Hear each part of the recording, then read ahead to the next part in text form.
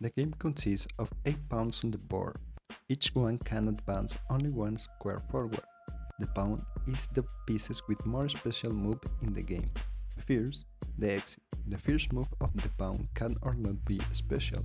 This is that in the initial moment of each pawn, this can advance up 2 squares at the player decision. The capture is exclusively diagonally to a square. That is, if the pawn finds a pieces in one of the two diagonal squares in front of it, this one can decide whether to capture or not. If they capture, the pawn will take the place of the pieces that it captured. The coronation is another special move of the pawn.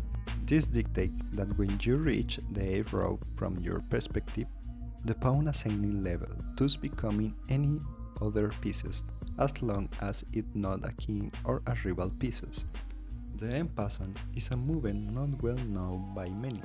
The movement is exclusive in the following condition. A pawn must be in the 5th row, and it must be a special initial move of the rival pawn. The capture is given in the same way, diagonally. The rival pawn advances to a square, and only in that turn you can decide whether to capture or not, occupying the square behind the rival pawn. In other words, to be able to capture as if the rival had advanced one instead of two.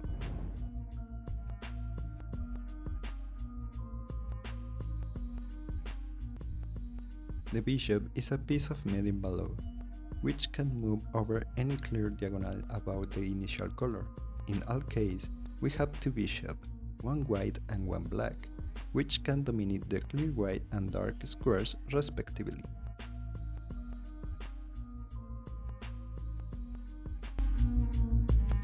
Knight. The horse is the only piece of the board that can jump over other pieces.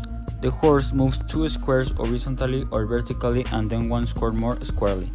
The movement of the horse has the shape of an L. The horse can jump on piece of any color while moving on the 8th dimension square, but it does not capture any of the pieces on which it jumps. The horse makes the capture by placing himself in the square of the opposing piece, as the movement of the horse is not in a straight line.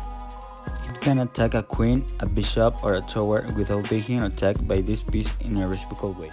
Rook. The tower moves in a horizontal or vertical straight line along any number of unoccupied squares until it reaches the end of the board or is blocked by another piece. It cannot jump another piece. The tower, captured in the same way in which it moves, occupies the square in which the opposing piece is.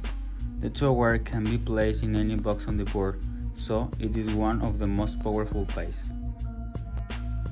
The queen. The queen is considered as the most powerful piece of the board. You can move any number of squares in a straight line, either horizontally or vertically or diagonally.